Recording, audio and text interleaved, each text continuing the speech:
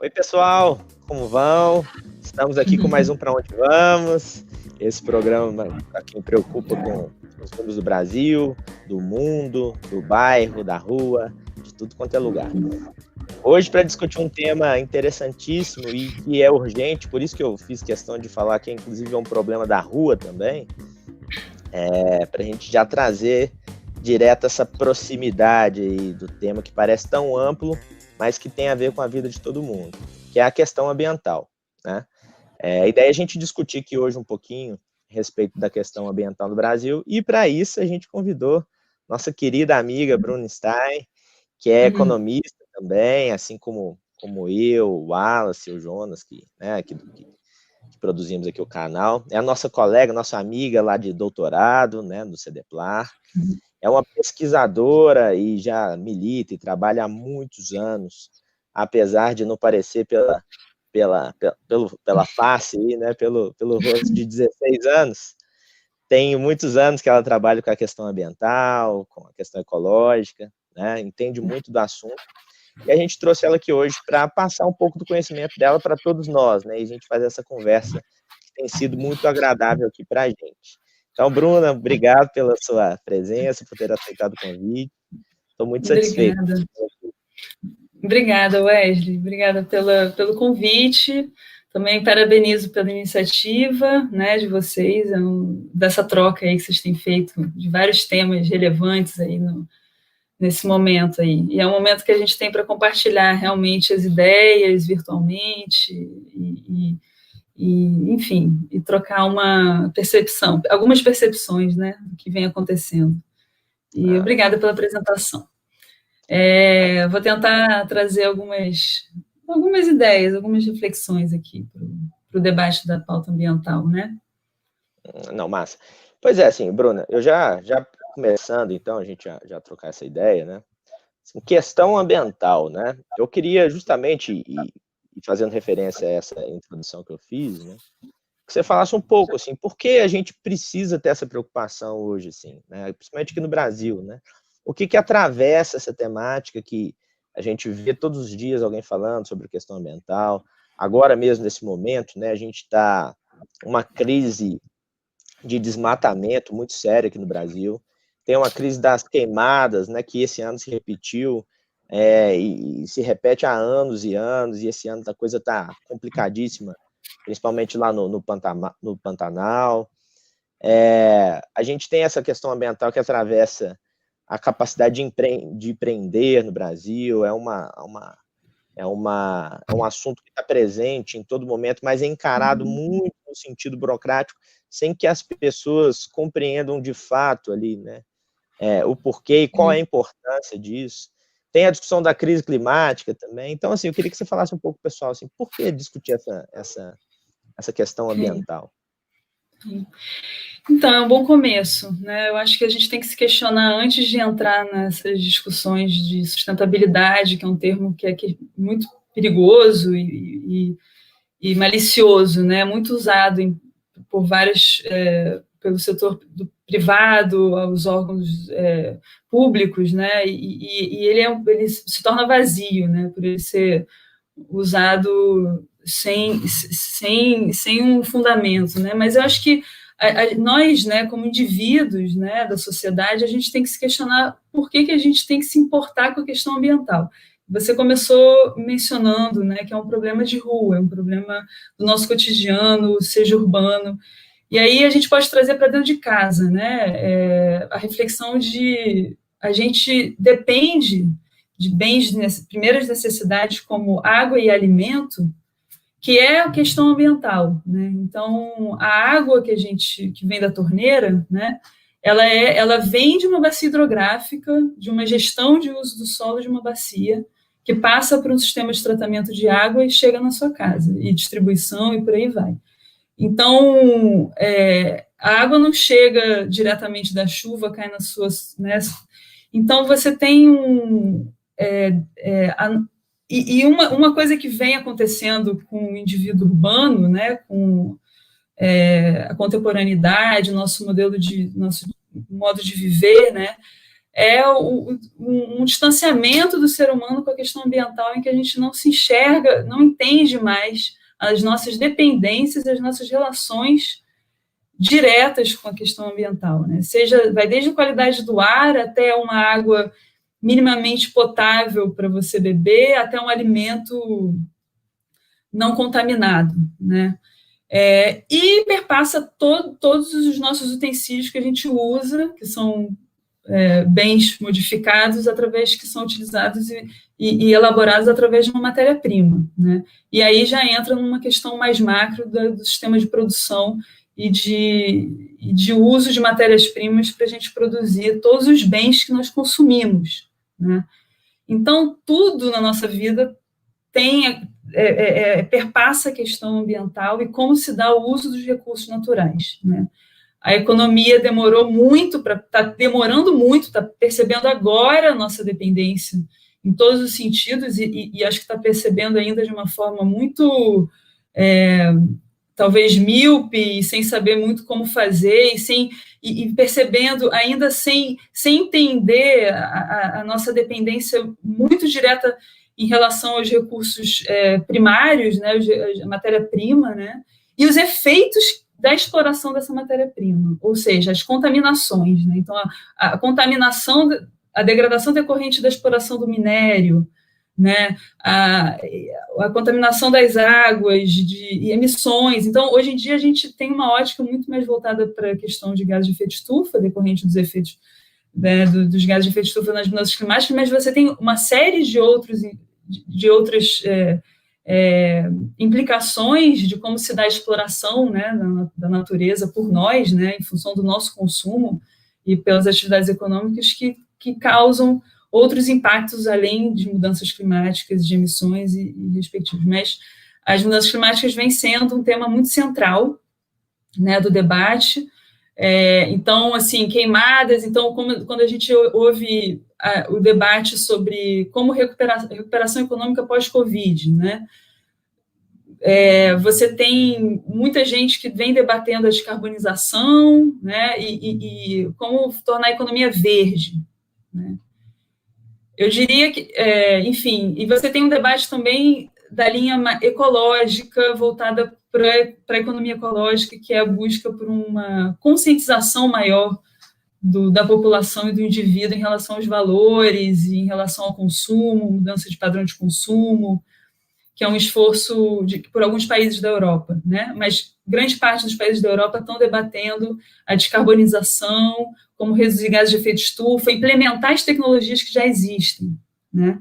Para poder fazer a recuperação da economia, né? Porque já existem, as tecnologias existem, elas não são implementadas em função da importância da indústria do petróleo, né?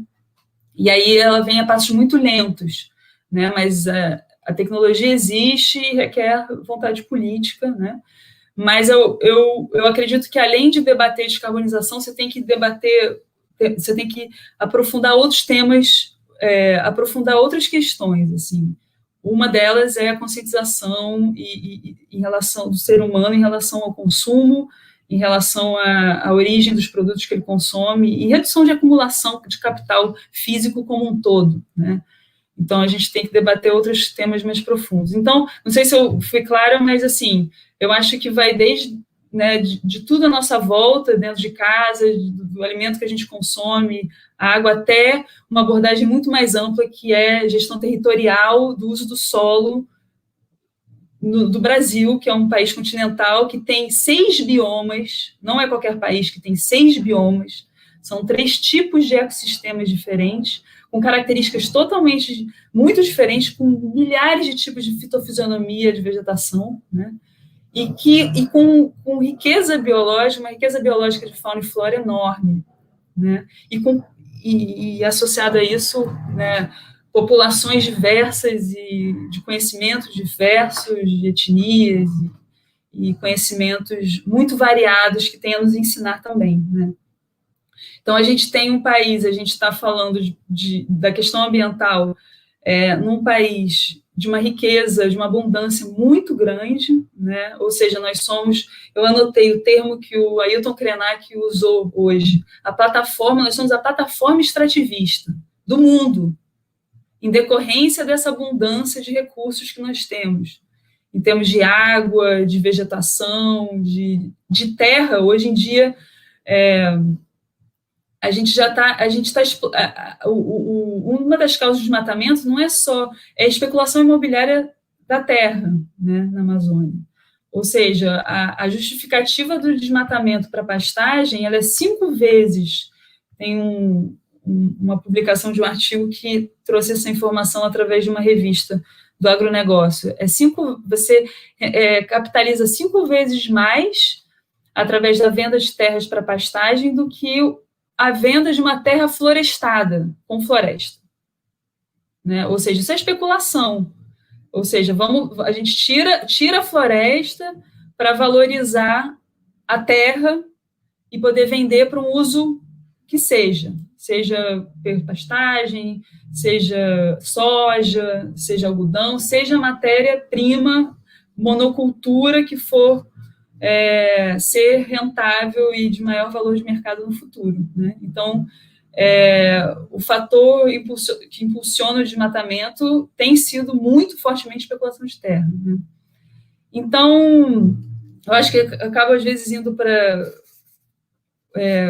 vários lados aqui, mas eu acho que... Então, a gente tem desde uma visão mais micro da importância da natureza e do equilíbrio mínimo ecológico para nossa sobrevivência, né, e uma boa qualidade de vida, até problemas mais amplos, que é você perder ecossistemas e biomas que são formados de milhares de anos e dos quais a gente nem conhece direito, né, as funções diversas dele, por aí vai. Aí eu vou... uma coisa...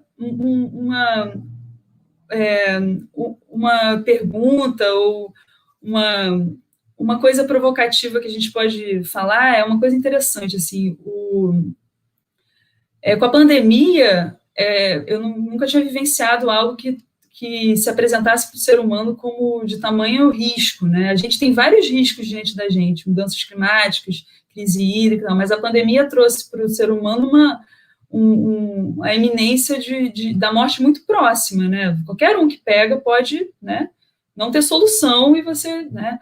Então, essa fragilidade, essa incerteza, né, da vida humana foi colocada muito à prova, né, para nós, né, seres humanos. Só que, ao mesmo tempo, é curioso, e aí a gente paralisa, né? Todo mundo vai para suas casas para evitar a morte, né, para evitar o contágio, e sucessivamente. Só que é curioso pensar que, com base nos dados de Cience-Flora, né, lista vermelha de flora, lista vermelha de fauna, tem mais de 1.100 espécies ameaçadas de extinção no Brasil. Espécies da fauna. E da flora também. A gente tem dados menores para a flora em relação a todas as espécies arbóreas. Mas, assim, eu estou fazendo um paralelo do que nós somos, o que a gente está causando, e essas espécies estão ameaçadas de extinção em decorrência das nossas atitudes, nosso modo de produção e de vida, né? E então é um momento, apesar de ser um momento muito triste e precisar disso, talvez a gente poderia refletir um pouco mais sobre a nossa vulnerabilidade quanto espécie e a vulnerabilidade em relação a outros eventos extremos, não só pandêmicos, mas outros que a gente está causando, e qual é a vulnerabilidade que a gente está causando de risco de extinção a outras espécies. Né? Nós não somos únicos no planeta, então eu acho que é interessante fazer essa reflexão importante, né? E a gente está causando um desastre sem precedentes e de uma forma muito rápida, né? Então, a gente só tem, né, 47% do cerrado, acho que a gente já está chegando a próximo de desmatamento de 20% da Amazônia. São pontos bem perigosos, né, de não conseguir reverter. É exatamente isso, né, Bruno? Eu gosto de pensar assim, né, essa questão ambiental, e principalmente quando a gente vai pensar em mudanças climáticas, e em todos esses efeitos também que são mais próximos, né? Eu que trabalhei com muito tempo, né, e ainda trabalho de certa forma com a questão urbana, isso fica muito evidente, né? Eu já fiz trabalhos em lugares pequenos, assim, né? Municípios pequenos, núcleos urbanos muito modestos, de região de semiárido, né? Por exemplo.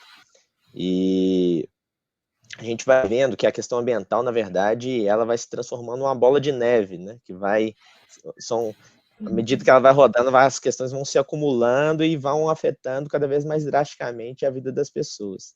Eu via casos, por exemplo, municípios do semiárido, que tinha um núcleo urbano ali, né? O centro da cidadezinha, dependente de abastecimento por caminhão-pipa, mas quando você ia fazer uma análise ali, o rio que abastece, o riacho que abastecia a cidade, você tinha ali tanto, né, a montante quanto a jusante no rio, né, para cima e para baixo ali no curso do rio,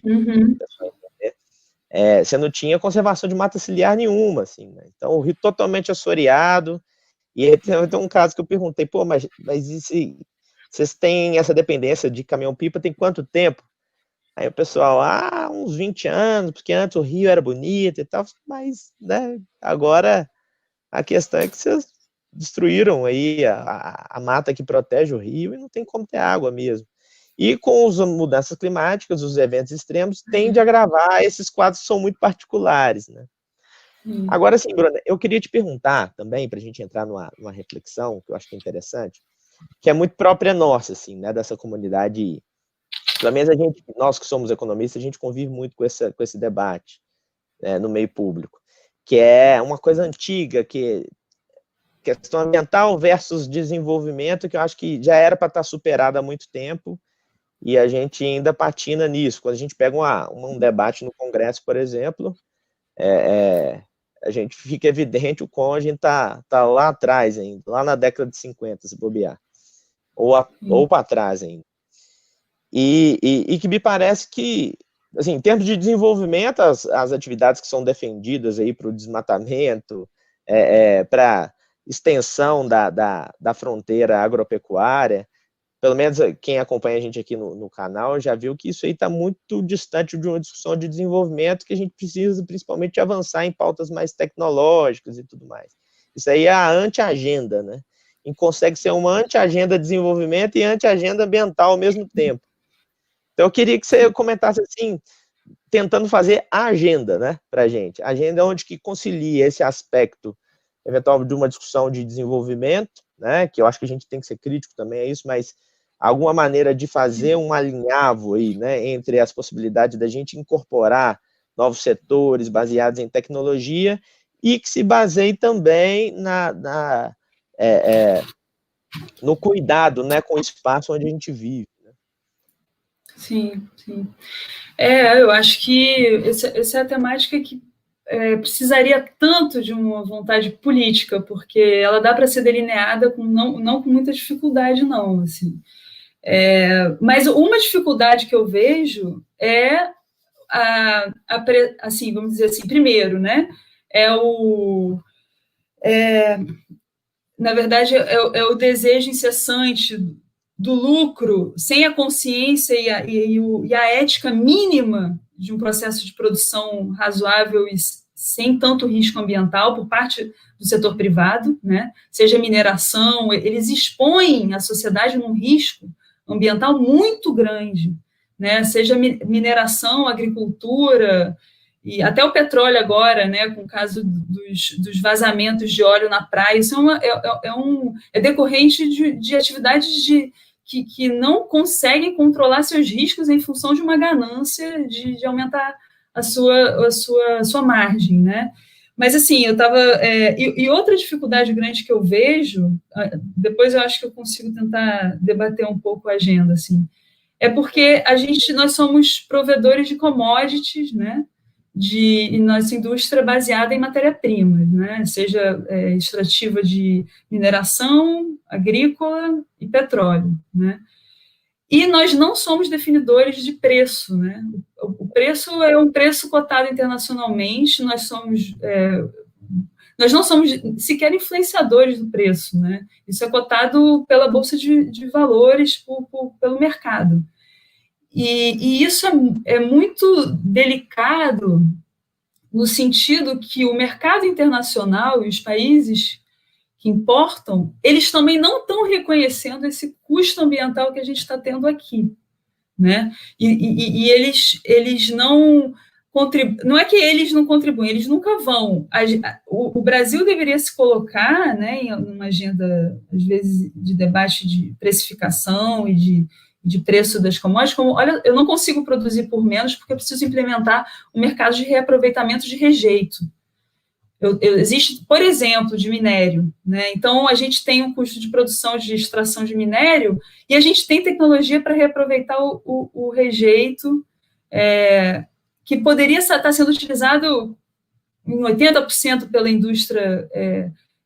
pela indústria civil, de construção civil, mas isso não é implementado porque não tem estímulo econômico e nem criação de mercado para isso.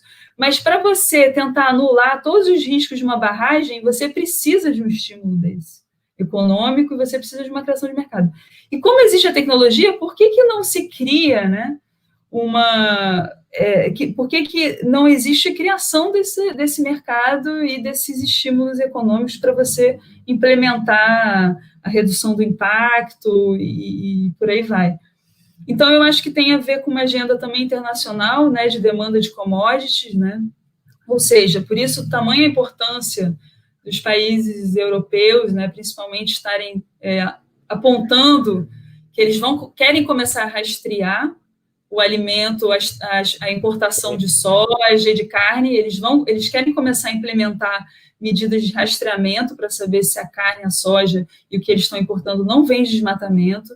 Isso é super relevante, já tem tecnologia para isso, né? Deveria-se ter, né? Deveria-se ter. A gente tem alguns problemas de informação, né, dos nossos dados, vamos dizer assim. A gente sabe que a gente tem o CAR, o Cadastro Ambiental Rural, é um sistema que está nebuloso, que tem suas improbidades aí de como está por ser autodeclaratório, né? Sim. Mas então você tem a pressão internacional que isso seria fundamental. Então não adianta a Europa estar falando de uma recuperação verde se ela está importando os produtos soja, algodão, milho, eu não sei direito a pauta importadora, né, da Europa, mas enfim, importando produtos, minério, oriundo de uma degradação ambiental no Brasil. Isso está totalmente falso, é uma maquiagem verde por parte do país, é ilusório. Ele tá causando um dano ambiental em outros países, né? Então, tem essa pressão que deveria vir, né, do mercado internacional, super importante, né, na minha opinião, que poderia contribuir muito para pressionar a criação de mecanismos internos nossos, né, de controle, de acompanhamento. E você tem a pauta interna nossa de uma agenda ambiental que poderia ser pensada de uma forma muito mais em que todos poderiam, a distribuição de renda poderia se dar através do uso dos nossos recursos, né?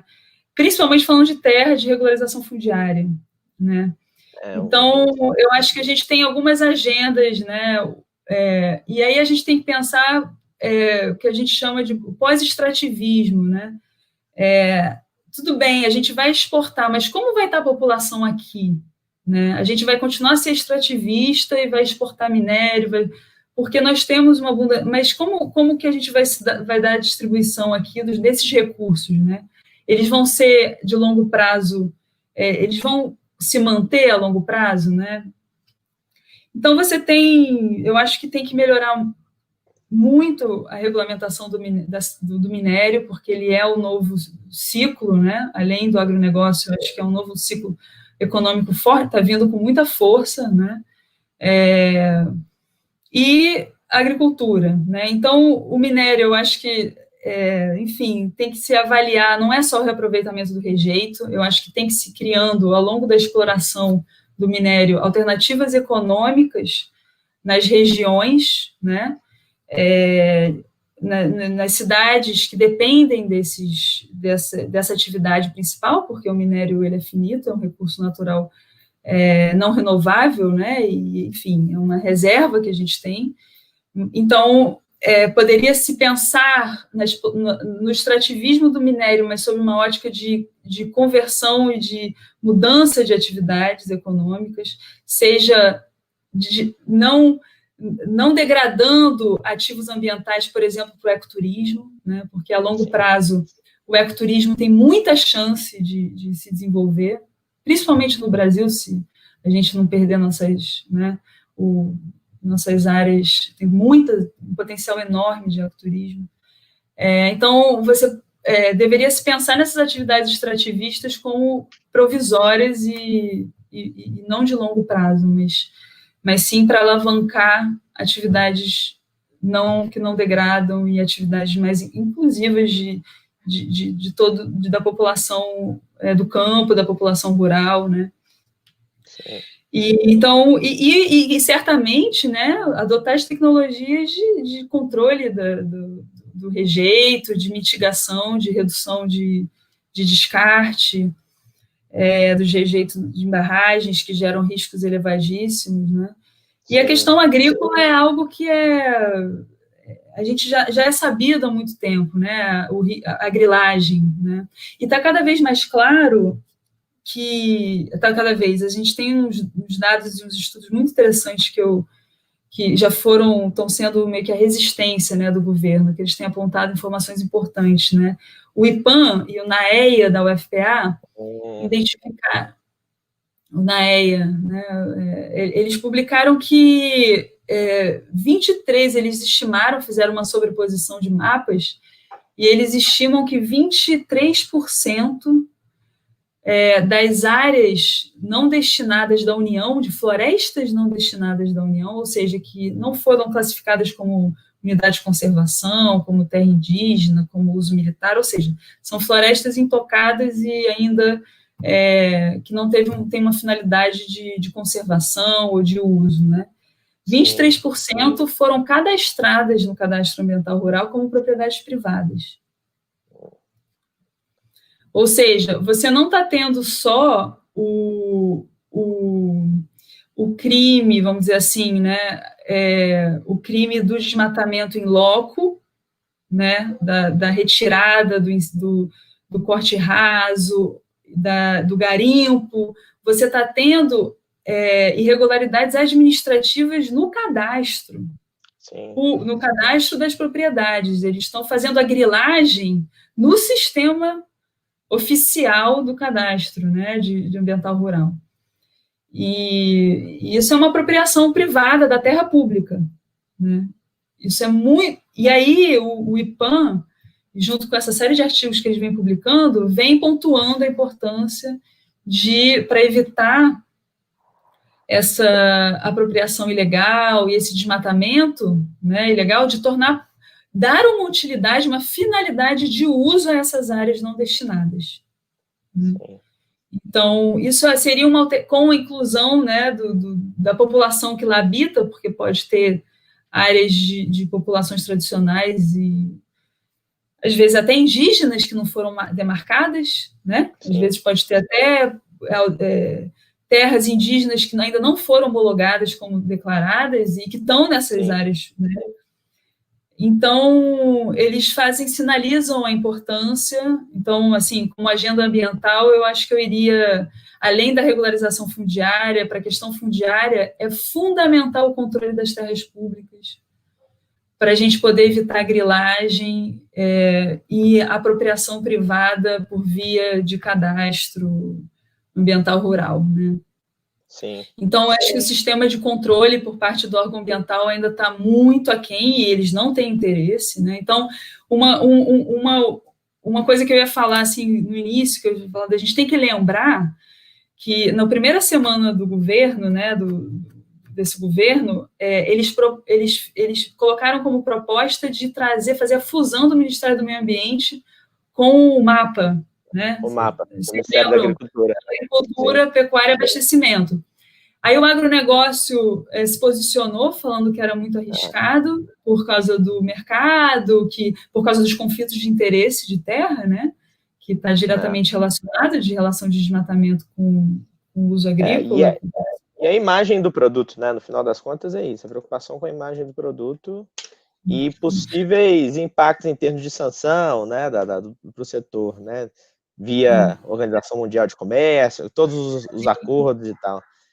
Mas é inacreditável isso, né, Bruno? Assim, É uma loucura. Teve que os latifundiários, assim, o pessoal do agronegócio, achar que está indo demais, assim, porque a gente não acabar de arrebentar tudo. Mas, Wesley, eles conseguiram, isso é uma coisa que ninguém sabe. O Serviço Florestal Brasileiro, que faz a gestão das terras públicas, está no mapa. Aí. Entendeu? Eles não fizeram a fusão do MMA com o mapa, o Ministério da Agricultura, mas eles tiraram a parte do MMA, que é a Secretaria de Floresta e Biodiversidade, que tinha o Serviço Florestal Brasileiro, que faz a gestão da terra pública, e levou para o mapa. Então, a SFB e o CAR, que é a agenda de maior conflito de interesse, está no Ministério da Agricultura. Então, e aí a gente torna o Ministério do Meio Ambiente uma coisa oca, né? É a mesma coisa para o pessoal entender, assim, né? Você tem dois corpos, cada um com um coração. Você tira o coração de um e passa para o outro, né? E o outro fica ali vazio, né? E é só para fazer a agenda, no caso desse governo aí, essa agenda terraplanista, né? Do meio ambiente. Sim, terrível. Sim. Eu até desculpa, Bruno, porque aqui eu já adquiri o hábito de falar assim de uma maneira muito rasgada mesmo para as pessoas entenderem. Assim. Eu acho que tem que conseguir contraditivos, né? Às vezes nem os adjetivos aparecem, porque é tão... Já estão se esgotando. É uma ausência de escrúpulo e de tudo, né? É um retardo a década, sei lá. A gente nunca teve tamanho retrocesso, eu nunca vi, né? Mas é isso, então começou dessa forma, né?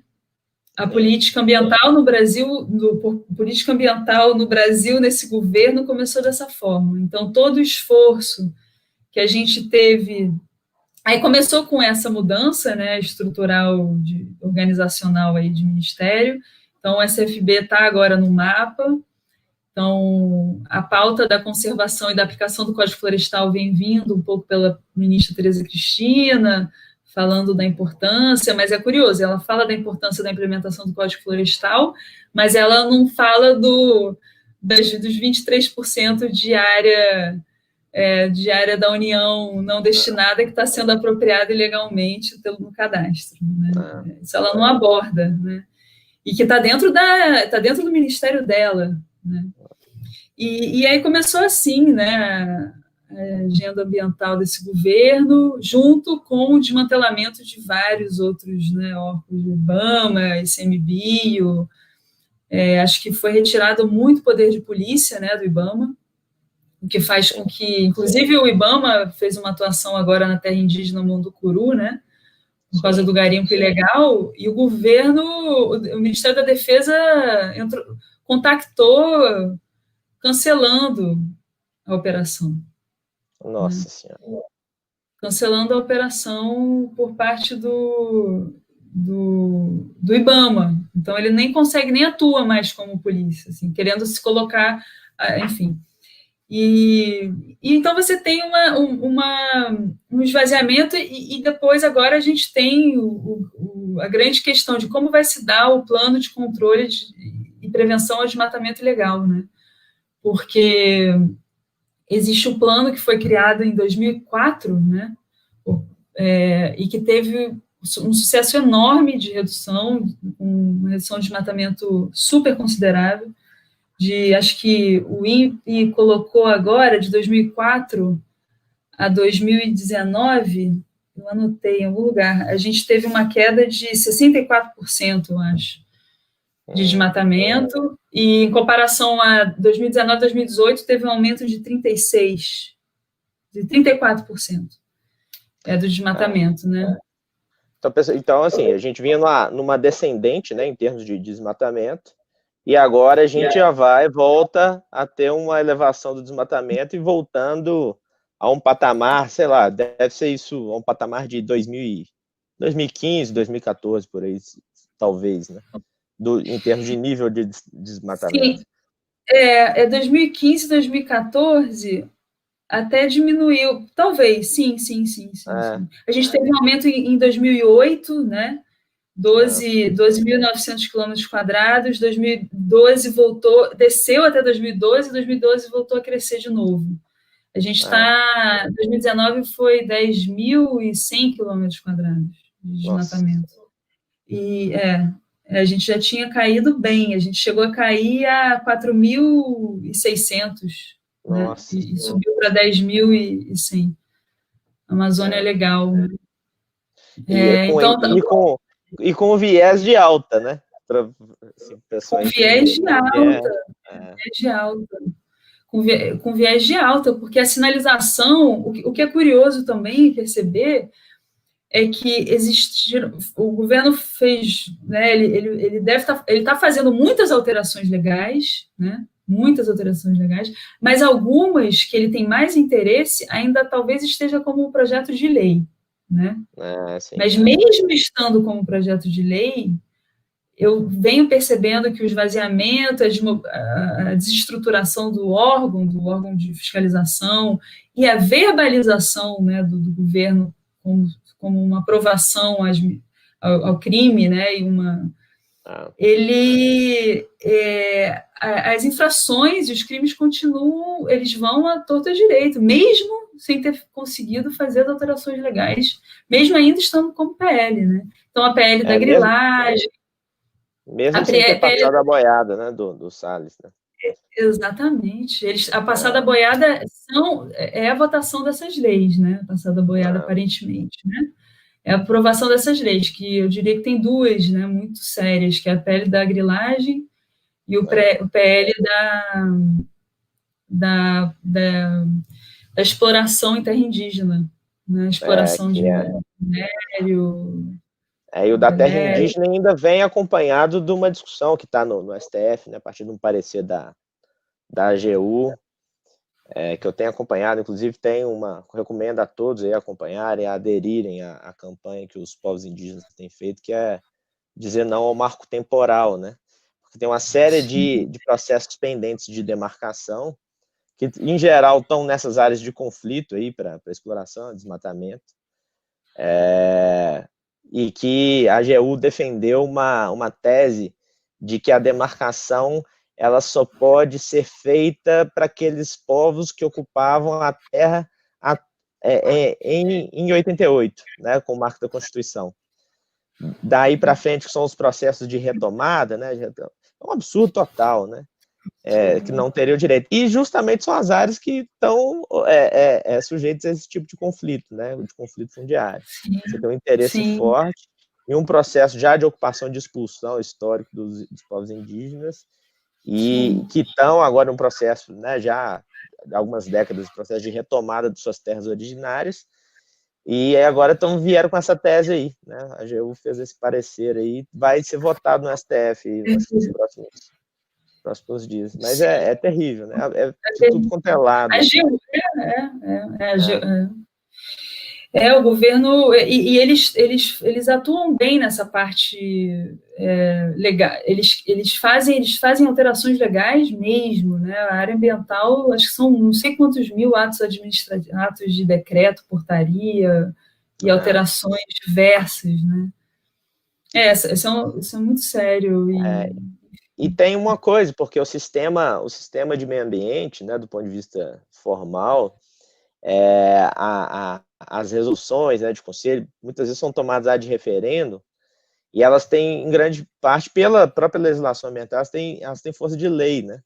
Então, assim, a boiada mesmo, né, que tenta se passar. Né? Então, é terrível, terrível. Sim. Ô, Bruno, pegando o gancho disso, assim, a gente caminhando já também, né, para discutir outras questões, e aproveitando esse contexto, assim, da atuação do governo atual, tem sido muito, a gente tem visto bastante, assim, principalmente em alguma da parte da imprensa, né, primeiro críticas, assim, como você colocou, né, de críticas internacionais à atuação brasileira com relação à pauta do meio ambiente, isso tem culminado em sanções e tudo mais, mas tem muito dessa coisa meio maquiada, que você mesmo bem disse, né?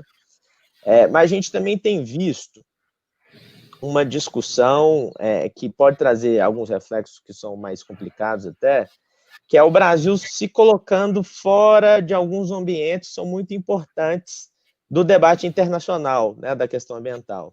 Então, o Brasil não tem participado das reuniões do Comitê do Clima, tem se ausentado de alguns acordos, inclusive, né, da assinatura de alguns acordos que já haviam sido construídos há muito tempo.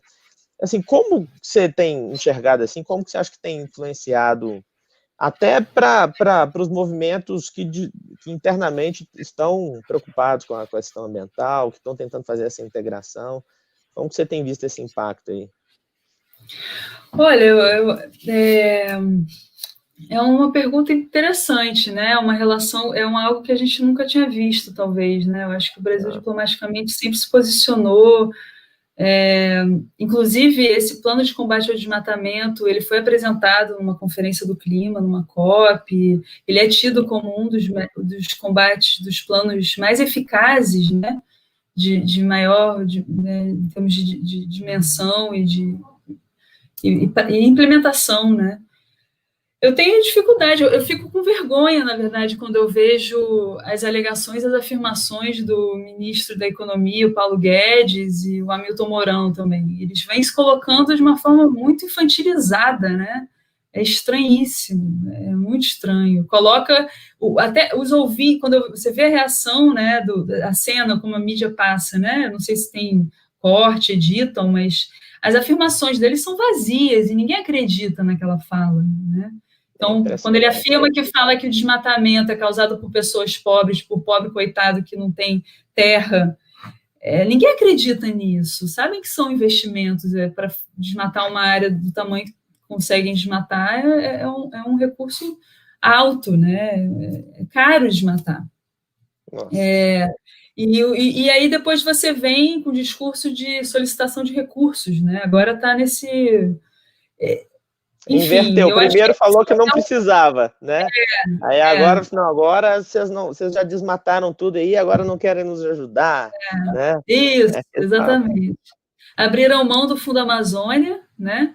Abriram mão do Fundo Amazônia, um fundo que era gerenciado soberanamente pelo Brasil, soberano, isso é importante enfatizar, apesar do governo falar que era recurso, estavam comprando, né? Eles afirmavam, eles invertem, né?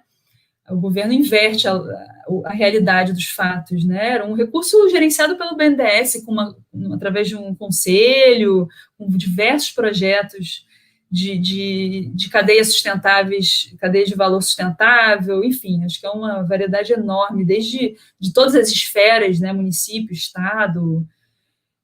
E aí agora eles estão pedindo recurso para...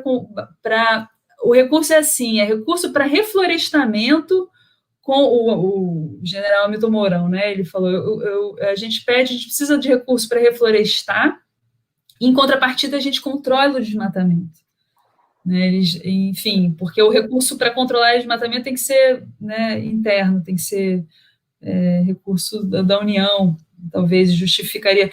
Mas, enfim, o que eu acho é que os países internacionais, a gente está... acho que, eu não sei diplomaticamente fazer essa leitura de como que os países estão, acho que existe ainda, o que eu acredito é que talvez ainda existe uma credibilidade na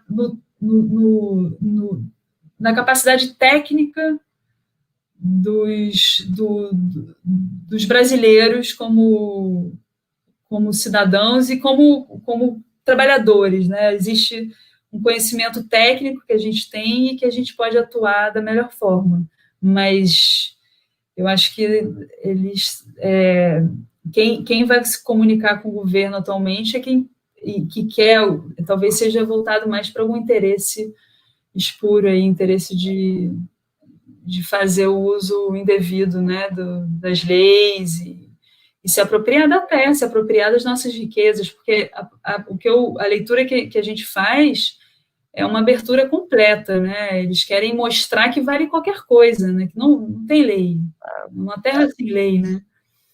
Então, E é um monopólio dessa discussão de geração de valor, né, na terra e desse uso predatório aí dos recursos, né? E aí foi interessante você ter colocado isso, porque eu me lembrei assim até de um fato dessa semana, inclusive mais um dos absurdos, né, que tem ocorrido. Aqui em Minas essa semana teve uma ação de reintegração de posse de um acampamento do MST. E aí eu lembrei dessa discussão, porque eu acho que é central, né? Como que a gente discute isso muito pouco. É um acampamento no sul de Minas, e o pessoal está lá já há mais de 20 anos, o acampamento Quilombo Campo Grande. E assim, fazendo uma agroecologia com recuperação de área degradada, assim, aplicando técnicas avançadíssimas e ao mesmo tempo acessíveis, né? Que são passíveis de agregar, de trazer sim, pessoas para trabalhar e gerar valor sobre aquela terra e, inclusive, recuperando ela, né? E o pessoal já estava exportando mel, tem toda aquela estrutura do MST, né? Com escola, incentivo e tal.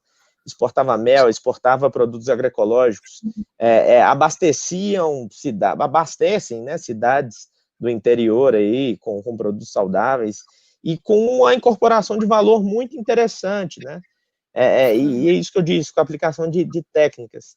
E por essa discussão, assim, política rasteira, né, que a gente vê no governo hoje, você tem um ataque violentíssimo, né? A gente já não conseguiu nos últimos anos avançar nessa pauta fundiária como se deveria. E agora com esse retrocesso enorme e a gente perdendo, assim, iniciativas que são brilhantes, né? São brilhantes. sim, sim. Deveria ser o contrário, né? Deveriam. Está gerando. Esse é o emprego, né? Que é gerado pela agricultura. O emprego que tanto se fala que o agro é pop, o agro que vai alavancar a economia, eu não tenho. Desemprega, né? A agricultura ela cria mais, talvez ela crie mais empregos indiretos, né?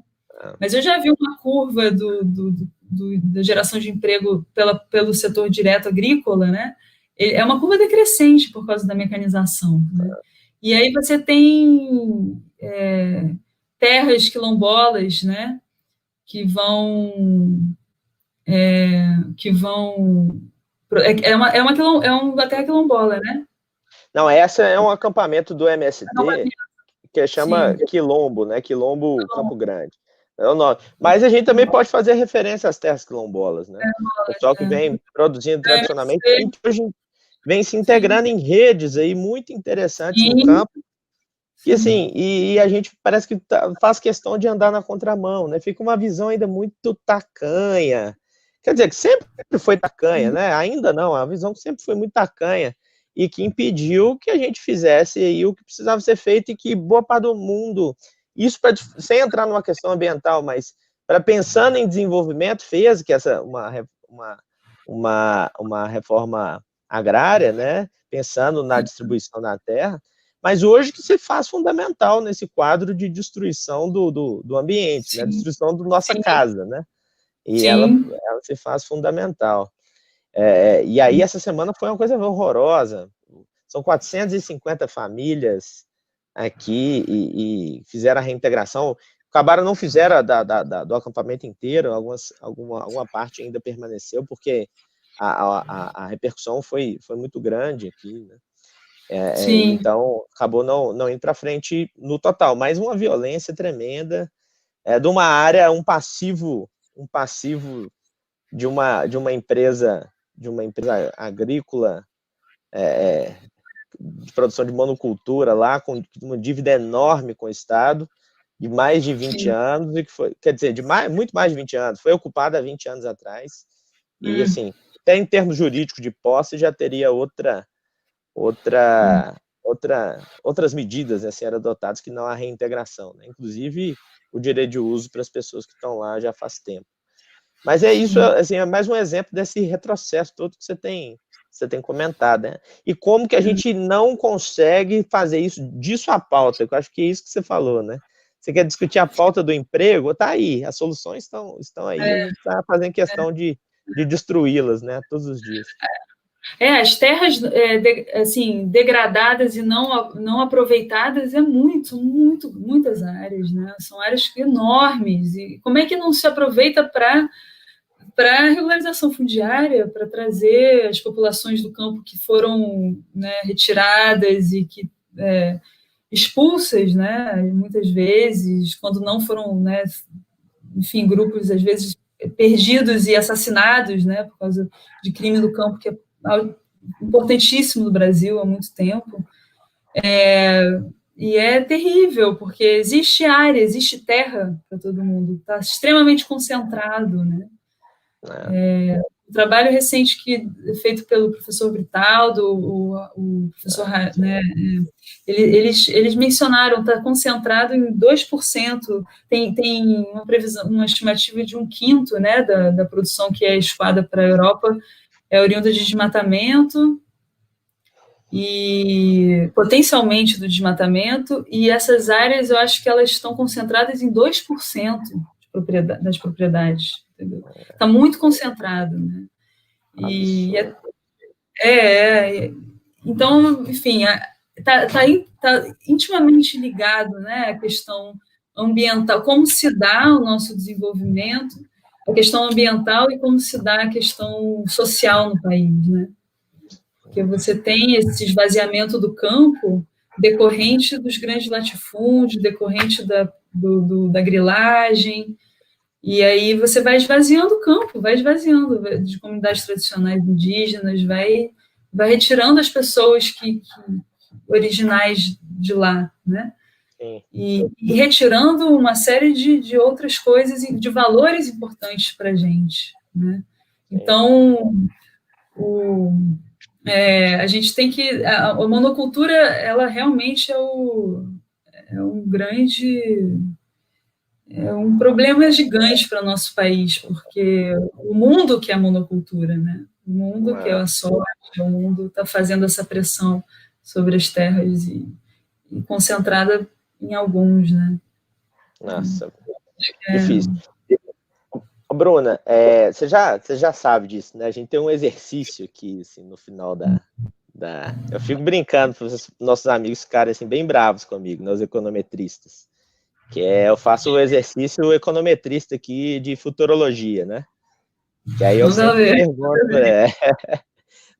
para os convidados a pergunta que está na origem aqui do nosso canal, né, do programa, que é para onde vamos. Então eu te faço essa pergunta, Bruno. Com base nesse tanto de notícia boa que você deu para a gente aí hoje, a gente está se especializando em ser os portadores de más notícias aqui, né? Outro dia a gente estava conversando sobre isso, mas é a realidade, né, que a gente enfrenta. A gente não pode, como diria, né, o pessoal aqui do interior de Minas, né, a gente não pode tapar o sol com a peneira, né? Não adianta. Sim. Então eu te faço essa pergunta, Bruna, para onde vamos? Pois é, uma pergunta muito, muito delicada. Eu sem querer ser pessimista, vou tentar talvez ser o meio termo, se é possível, né? A gente fala que não pode ser meio termo, mas vamos tentar, né? Eu acho que o meu maior pessimismo está no desmatamento, na perda de grandes áreas, né, do ecossistema. Eu acho que isso não vejo outro quadro no país, assim, em função do desmantelamento e de ausência de controle de desmatamento. Então a gente vai perder muita floresta, né? A gente vai perder muita área e esse enfrentamento vai ser bem árduo por parte das comunidades tradicionais indígenas, porque eles não consideram eles consideram essa população local, eles não trazem o devido tratamento da importância deles em termos de conhecimento, né, de saber, né? E isso a gente ainda está longe de... o governo não reconhece isso, né? E, por outro lado, talvez a gente possa partir desse panorama aí cruel de mais perda de mata, de floresta, eu acho que talvez tenha eu espero que eles não cheguem a vender as nossas terras e a permitir que nossas terras sejam de outros países, né? Ou seja, possibilitar a internacionalização de fato da nossa terra, do Brasil, porque eu acho que a gente tem que ser, antes de tudo, soberano, nós somos, né? E isso, eu espero que isso não aconteça, mas eu acho que talvez o que possa vir a acontecer de melhor é desenvolver um pouco essa economia da floresta, né? Que a gente chama da.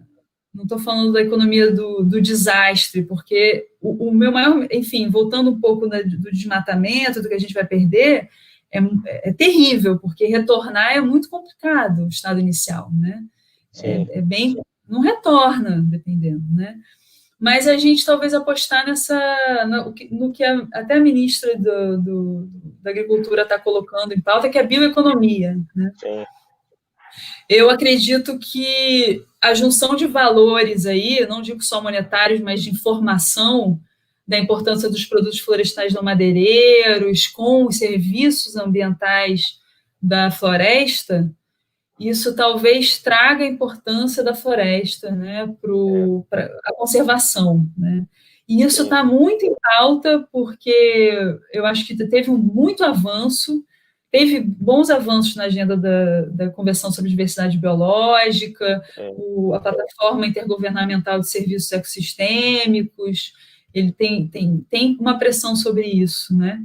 E sobre a questão dos serviços, né, ambientais e o conhecimento tradicional também vem sendo falado por parte dessas instituições, né? E quando a gente fala de bioeconomia, a gente está falando de conhecimento tradicional indígena também, de preservação desse conhecimento. Então, eu talvez quero ver como vai estar daqui a uns anos essa pauta de bioeconomia, se a gente vai conseguir alavancar ela, ou ela vai ser soterrada aí pela destruição como um todo, né, dos biomas. Mas eu acredito que talvez tem uma iniciativa importantíssima chamada Amazônia 4.0, pelo Carlos Nobre, liderado, né? Eu acho que tem muitos outros envolvidos, mas que é para poder fazer uma junção de alta tecnologia, de inteligência artificial com conhecimento da floresta, conhecimento de saberes, para fazer o melhor uso da floresta, mantendo ela em pé, né? Sim, sim. Vamos acreditar que talvez isso contribua de alguma forma. Tomara, Bruna. Mas acho que a gente vai sofrer ainda, né? As notícias são bem ruins, cara, cada dia, né? Não tá fácil, não. Mas, assim, o nosso papel é esse, né? Continuar brigando aí para... Primeiro, para não deixar a agenda da destruição avançar, e mais do que isso, né? Tentar reunir forças aí para que essa agenda mais construtiva, essa agenda mais positiva aí, ela se imponha, né? E a gente consiga virar esse jogo, né? Que é fundamental até para nós mesmos, para as gerações futuras, e enfim, a gente tem que fazer, é algo que a gente tem que fazer, não tem alternativa. Então, fazendo um apelo, complementando no meu economia, é o seguinte, o economista, os economistas, foi dia do economista, dia 13, né? Passar realmente a pensar na questão ambiental, né? Acho que isso é um exercício futurista que eu gostaria, eu acredito que vai se dar diante do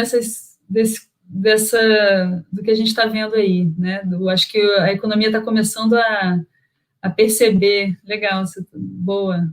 Coloquei aqui para o pessoal. Ótimo. É bem importante que a gente comece os economistas a entender a importância do meio ambiente, né? A crise socioecológica está aí. Está aí gritando. Então, já vou até te fazer um convite. A gente vai fazer um programa aqui no Pra Onde Vamos. Vai ser um debate entre as diferentes abordagens da economia acerca dessa questão ambiental. Aí já está convidada. A gente reúne mais uma turma e a gente faz um debate. Aí já Tá tive essa certo. ideia que agora a gente já vai fazer. Aí já, o pessoal já fica esperando aí em casa. A Tá Bruna vai estar ótimo. de volta aí, ó. Legal, mas acho que é Valeu. importante para o pessoal entender assim, até como que funciona esse debate, né? Tem uma Sim, certa disputa, né? A gente pode dizer assim. sim, Isso é massa. sim, sim. Legal, obrigada, Wesley. Vamos continuar, tem que continuar a conversar e atuar também, né? A grande crise é como ser efetivo, né, nas transformações e vendo a política sendo tão decisiva na definição do nosso dia a dia, né? Uma fala, né? O que faz uma fala, né? Do ministro do Meio Ambiente, o que causa, né? Transforma muita coisa, né? Mas a gente vai brigando. Tá certo. Então tá. Mas aí, Bruna, obrigada. eu que te agradeço, foi joia demais, assim, maravilhoso. Prazer enorme falar com você de novo, assim, a gente tava, né, Sim, pandemia, sim. aquela coisa toda, a gente não vai se falando. E É pessoal, isso aí. quero agradecer a todo mundo aqui também que está aqui com a gente nessa conversa, nesse bate-papo, que foi muito legal. Queria pedir para o pessoal compartilhar aí, né, se gostou da conversa, compartilha, curte aqui no canal.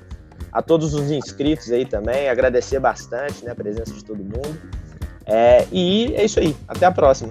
Bruna, brigadão, viu? Muito bom. Até a próxima. Beijo. Muito bom te rever e trocar essa ideia aí. Tá certo. Um beijo para Até todo já, mundo aí, pessoal. Cuida aí. Tchauzinho. Abração, gente.